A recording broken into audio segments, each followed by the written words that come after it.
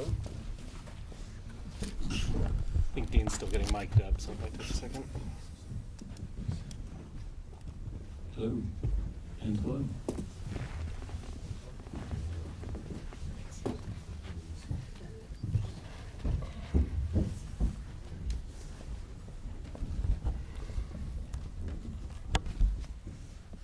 Thanks for coming down here for this. It's pretty cool to see such a classic film. This movie is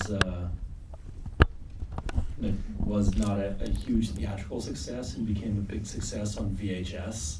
And that's, I think, like, who here saw this first on like HBO or VHS? You're probably most of us, right? Like, so I think this is the first time I've ever seen this in a big screen. And I was talking to Dean a little bit, and he'd said he hadn't seen it in any kind of projection scenario in a really long time. So that was pretty cool. Yeah. And this is a remaster, what was the source that? Brett, you talked to those guys. It's the 2K DC. It's a restored 2K DCP that is cleaned up.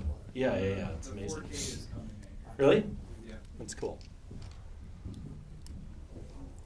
I couldn't tell if it was originally on film. I've seen American Cinematographer tribute to John Carpenter, Cundey, and it was always grainy.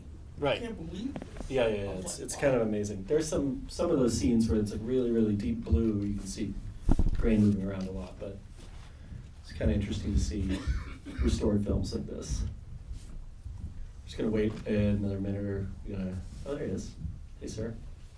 They get you with the microphone.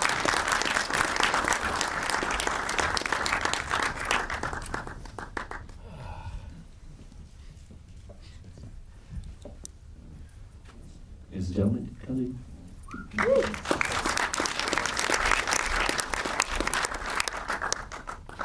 Hello. You want to stand or sit or? Sitting. Cool. Great. So, Everybody's still here, nobody's gone to the restroom. yeah. I was saying that that I'd, like a lot of people, I'd first seen this on VHS or HBO or something like that, and it had become such a big hit on home video, and to see it on the big screen is a real treat. It's like it plays really differently, I think. Well, it's also amazing to me to watch this tonight. A lot of my subsequent viewing after it had been in theaters was a VHS, and then I think I had a laser disc, and then there was the DVD, and all of this progress. To see it in 4K with a, I believe this is a laser unit. Laser 4K projector, the file is a 2K file, but Right. it does a good job of Yeah, it's 4K. amazing to look at the 2K. We, recently, John and I, This one? somebody's mic wasn't on. But, I blame sound. yeah, even though this was 2K, John and I did a 4K recently. That's what Brett was telling me. Yeah. Which would have been interesting to see a 4K on 4K. Yeah, for sure. But this was actually pretty amazing. I mean, the laser, the color, the blacks, everything. The demo in the beginning where they show the light, like the Right. mostly black, and then it goes to pitch black. It always Yeah. kind of gets me. Yeah. It's very cool. But also the fact that this movie had that kind of range was remarkable. It was almost like watching it off the original negative. Like an answer print, like Yeah. first gen type of thing. Yeah. Like we're going to see this, but the audience will never see this. Like, Exactly. yeah. I remember early on when I would go to Technicolor Deluxe somewhere and time the answer prints to these movies. Shoot it on original negative, they make answer prints off of the original negative, Wow. and you look at it and say, oh, well, not good. A little bluer, yeah, that's good. And it's like All right. 3 generations later, Yeah. the audience sees And then I would say to the timer, I said, we've spent a lot of time making this perfect. Will the audience see it just like this? And he would say, what are you, nuts? You know, yeah, there's gonna be more grain, and then every batch is a little more. Couple degrees here, a couple cyan, degrees a little there, more- yeah. We try to match the reels up with but we don't always do it, and, you know, so it was kind of, you know, a little disheartening to know we spend so much time, you know. And we're now getting closer to the fact that what we do will actually show up. Like, yeah, like 1-to-1, Exactly. color decisions Right. and So, lighting decisions. It's getting closer and closer. It's But, neat. but you know, I always have that feeling that, even though the prints in those days were not all, you know, exactly answer prints or what we'd hoped, the audience, generally, if they like the movie, they want to see it. Yeah. And it's the same now, you know, so we are so meticulous about things and which lenses, and no, I like the Zeiss. No, what are you, crazy? You know, we What, have we to should have the shoot 25? We super should shoot on speed, we 24. should- Yeah, we should, Yeah. you know, and by the time the audience watches it, they're saying, hey, that was pretty funny. You wanna go for some pizza? You know, nobody sits and says, oh my God, I can't believe the resolution that, you know. So a lot of what we do is, we do it for ourselves, I think, but that's not a bad thing necessarily. So seeing this on the big screen, sat in the second row, I like on the home video, watching it on Blu-ray, DVD, whatever. I didn't notice how much matte painting there was, and now I see that there's like so much crazy matte painting. And that's done back then with blue screen film process, right? Yeah, Al Whitlock, who was the visual effects guy, was the master matte painter at Universal, and his process was, you know, very meticulous and very skilled, and it was fascinating to sit in with him while he was painting, and while he had two guys that were really very good. He used to do those Hitchcock movies, right? Yeah, and he would do original negative. We would shoot the shot up in the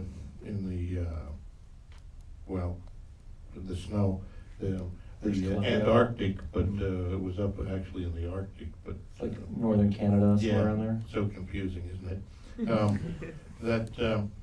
But we would put a black mat, or he would put a black mat in front of the camera, and we would not expose the bottom half of the frame, or this part of the frame over here, whatever. And that's like in the matte box, or it's Yeah. in? In the matte box in front of the camera, with a camera where you could look through the aperture and line up everything. And then he would not develop that film. He would take it back to Universal. He would develop, you know, a few frames of it so that he could line up that, and he'd put it into the camera with a punch frame, as he called it. And he would look through those frames, and then he would meticulously mark and then expose the original negative that we had done. Using the same lens from like the Exactly. same. So instead of camera position. compositing that, you know, that we did then with a duplicate negative and making duplicate prints and all of that, Right. he would be doing it on original negative. So there was no suddenly. There's no matte lines, no nothing. No But it's- grain. It depends no- completely on perfect No handwork. contrast, yeah, he would, and then, he had a knack of, doing things like, after the fact, he would do something that gave life to the painted.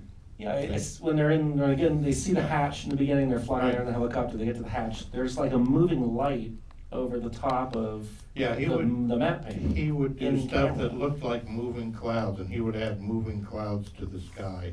And he showed me one thing that he had been working on simultaneously, which was I think it was a big shot of like a castle on a hill. He added little animated flags that were waving.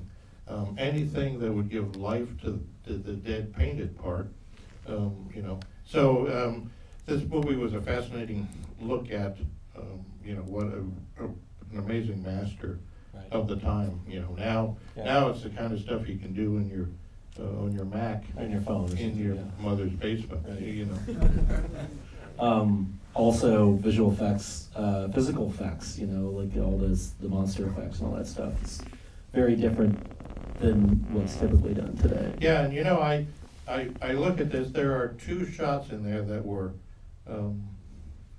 stop motion, that were animated, that were an optical effect. And there was supposed to be more, but John didn't like the look of it because it was grainy. Right. The stop motion was stuttery as stop motion It didn't is. have motion blur or Right. anything. You know, so we went back and reshot the ending where the thing comes up through the floor and blows up the whatever. Yeah. And so we went back and redid close-ups using Rob Bottin's, you know. Wow. Yeah, I heard he was a maniac on that shoot. Like he was Oh, yeah. living on set, basically. Yeah, Rob was fascinating. I'd worked with him on a couple of little low-budget movies, Roger Corman stuff.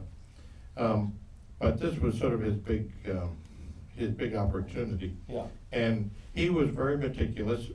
I look at this film and say, because it's all practical effects, there's a sense of reality to it compared to now. You know, you'd probably say, oh, well, we'll put that all in later. Right. And there's always something, no matter how good it is, a little funny looking about the, you know, just digital, animation.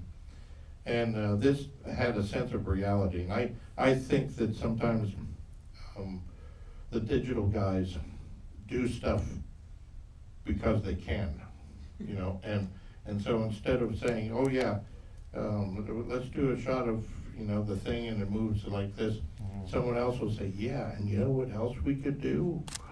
This is awesome. And they would add that. And someone else would say, oh, not only that, but you know what else we could do? And pretty soon, and I think the audience knows when too much has been done because we all have a sense of, you know, reality, physics, how fast does something fall or blow up or whatever. You know, how in the world there's a film out now or coming out, Bumblebee. How in the world does that giant thing come out of a Volkswagen? I don't know if you've seen the trailers, but it, you know, the fenders fold out and suddenly it's like 50 times bigger. They do the same thing with the plot too. Exactly. and you know, so it's sort of like somebody said, you know what we could do, and they do it. Right. And you know, so no matter what, when you watch it as an audience, you know, there's a sense that I've been tricked. You know. Yeah. Well, with the thing, there was a reality and lighting. It was very carefully done because Rob would say, I like this part of the sculpture, but this part sucks. I had to go get dinner or something, right? And so I hate it, so let's keep this dark. And so there was this style imposed early on about lighting just very sketchily some parts of the sculptures, the thing. Yeah, it always adds in like a horror movie though, like you wanna like, Yeah. you're surprised by what's taken away, Right. what you're shown. And so that sort of dictated a lot of the rest of it. Is there's so much darkness and sources of light that are just in areas. So it was. I think that self-serves the tension in the plot of the film though, right? Oh, absolutely. It's sort of a combination of a lot of people who understood and embellished and Feels like there's a lot of teamwork. yeah, it was Feels definitely like a lot of Yeah. teamwork on the screen. and there. I mean the physical effects guy Roy Arbogast was really very good at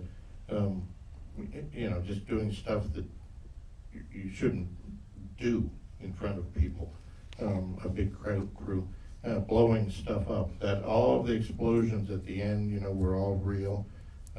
Now it would be, they'd say, well, put a little explosion, we'll make it bigger, and, Right. and it Just it always. blow the door open. Yeah. We'll blow the house open. later, Exactly, right? and it always looks a little funny. You know, you can tell fire when it's digital Yeah, and stuff. I like think that. it's deep in the human psyche. Right. The sort of non-technical question, or maybe a deeper technical question, but it's a ensemble piece, obviously. There's a lot of different people in it. Do you guys make any specific creative decisions when you were thinking about that? Like, how are we gonna keep so many people in the frame, or? Well, John and I always loved the anamorphic aspect ratio. 2:3:5, I think, at the time. Now you can fudge it to whatever, but a lot of that is, and I, you know, when I talk about it,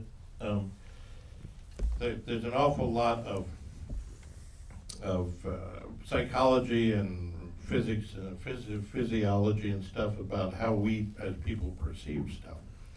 And we see wider than we do see up and down.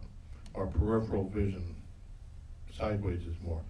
So rather than cutting it off into 1:8:5 or 3:4 or whatever, you know, John and I always loved the anamorphic ratio because it is closer to how you would perceive the world. But also it allows you to dramatically influence the audience. You know, there's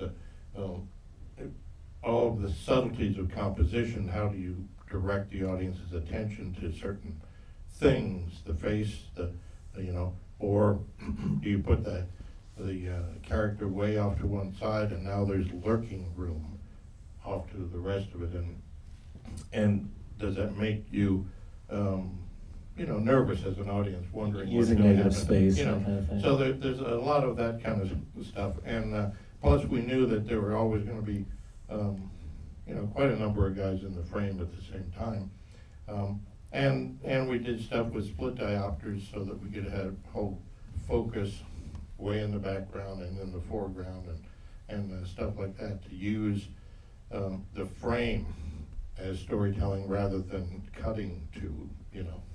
So some of this is, how much of this is shot in LA of the movie?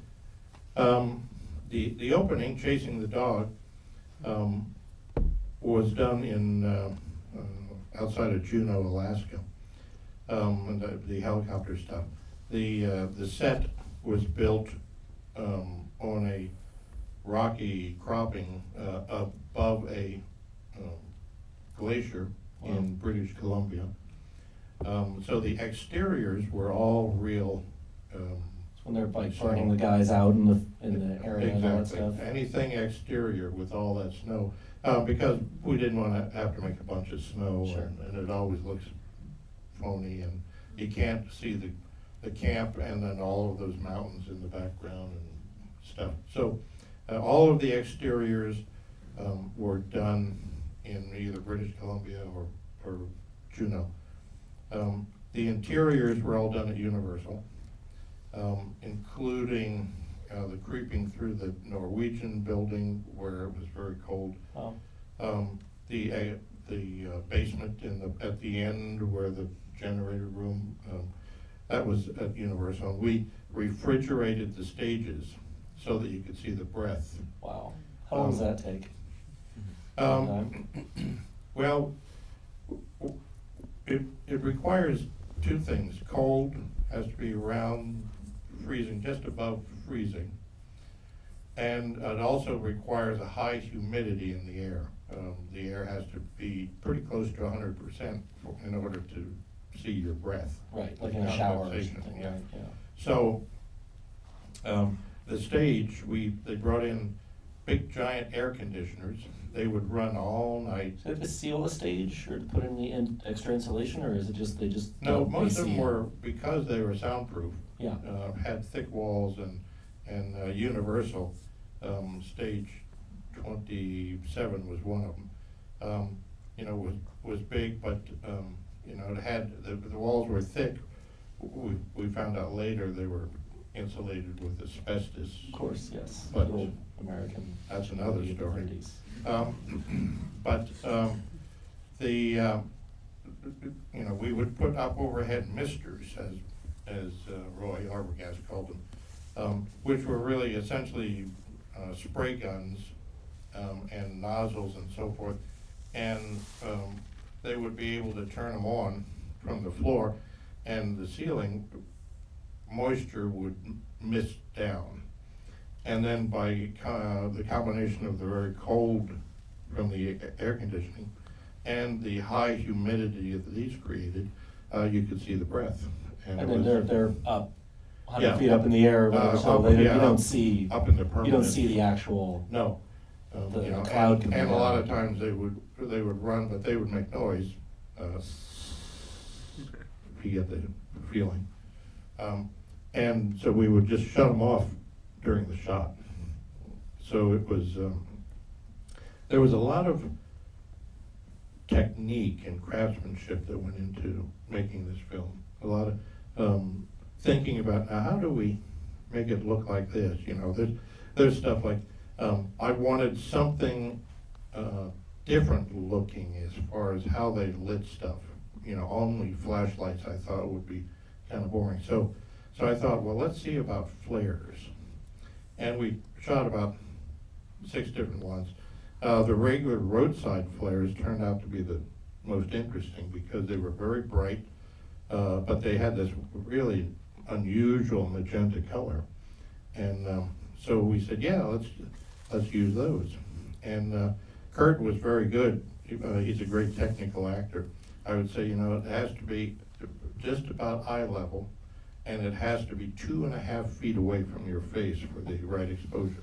And he would hit it every time. That was, you know, great. They are, interestingly enough, I think we could never use them now because, you know, all that stuff dripping is liquid sulfur. Is, you know, the fumes that the smoke that goes off is very sulfur intensive. I'm sure what they call it's safety flares. yeah, Yeah. and they're you know, it's all carcinogenic or something. Oh, yeah. You know, Somebody, yeah, they have You're- gluten in them too. yeah, exactly. And so, you know, we would never be allowed to use them now. The fire marshal would say, "What are you, So crazy?" you guys firing flamethrowers inside of a studio? Yeah, flamethrowers Yeah. in the studio and intensive, all of that. See, like the insurance Yeah, agent, like 2018 insurance agent, exactly. probably not okay. Oh, with that. no, we Yeah. would, there would have been lawyers from the main office down there. So it was a unique kind of thing, and the fact that we were able to use all of this technique and stuff is kind of remarkable, but gives it a very unique kind of look, I think. Oh, yeah. I mean, because you did a lot of stuff for real. Exactly, almost, you know, I mean, the reality is that everything is real, if that's not redundant.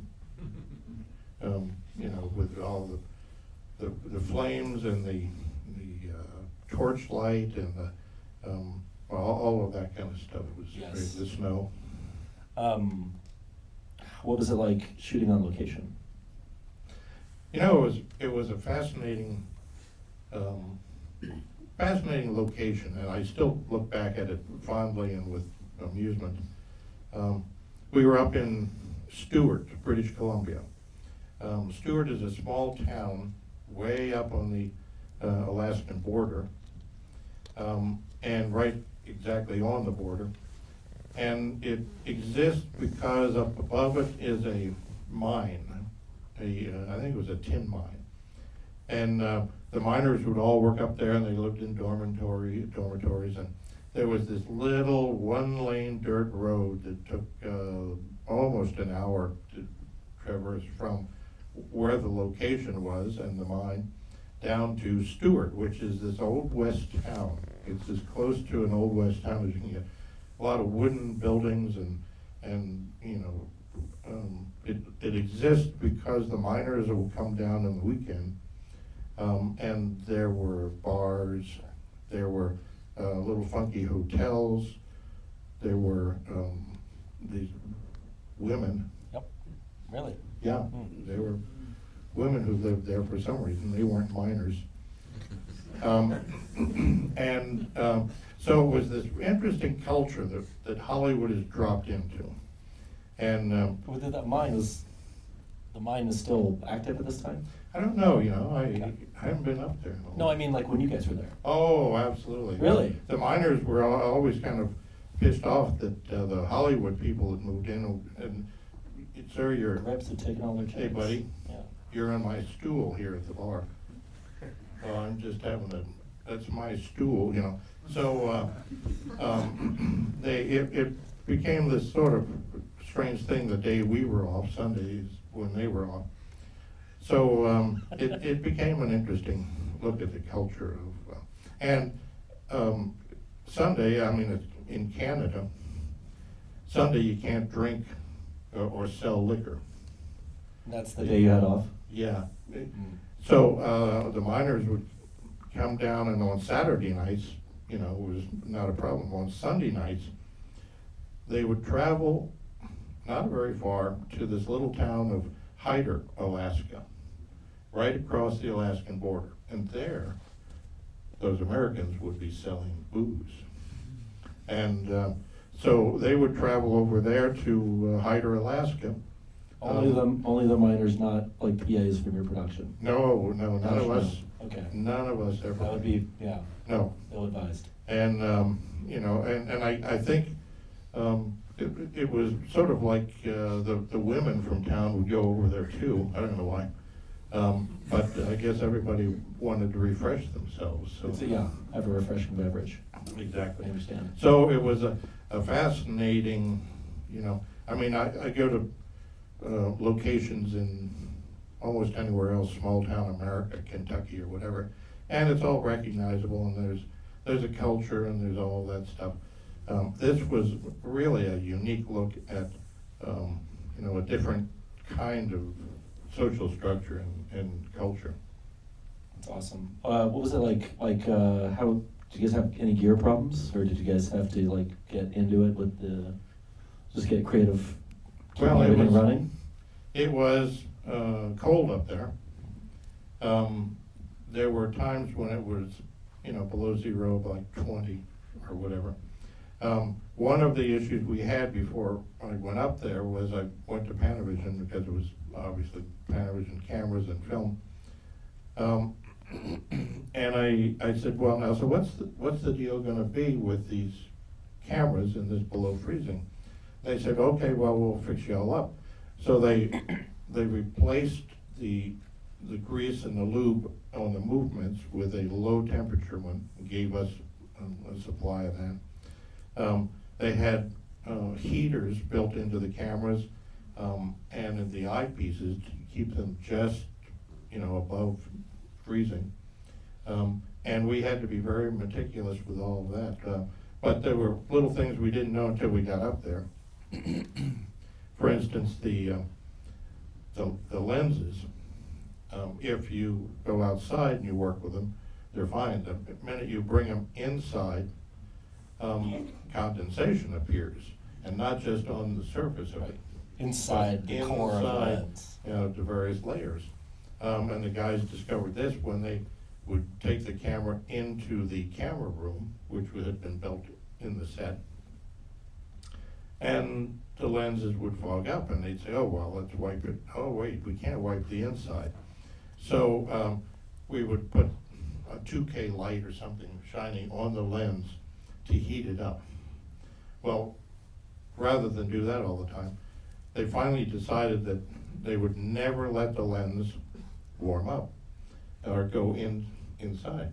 So the camera room had the doors removed and the windows, and these poor assistants would work outside in the cold in their parkas and stuff, and then they would take the cameras inside to load them and service them and stuff, and it would be freezing in there. So they never got out of the cold. But the lenses didn't fog up. You get the shot. Yeah. That's what's important. Those are all my questions. Do you guys in the audience, you guys have any questions? Phil? This is my first time seeing it in is quite astonishing to see some of the split that out there shots, especially at the desk when the blue overtook the scene. That was a massive full blend because you would not see it because of where the core black is. Totally. It was a really nice positioning. But looking back at it now, I know this was production a long time ago. Do you recall any scenes that were particularly tricky or to set up for or anything like that?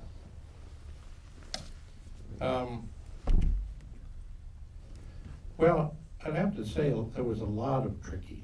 You know, we were always doing something that, you know, was specific to the movie, and some of the stuff hadn't been done before. A lot of raw sculptures and the mechanics for that, and we were always hiding cables and then lighting just, you know, parts of it. So, for instance, the dog pound, I knew that we were going to have darkness and pools of light. So I decided that, you know, there would be lights outside, casting shadows inside, but the inside, you know, shaded light would have to go out so it could be dark. And, you know, so there was this whole thought process all the time about how to, you know, best do something or other. And, you know, so it was a lot of fun. The hallway lights, I remember the halls, wanting it to look like just those China hats, as we call them, were lighting. And that worked out very well.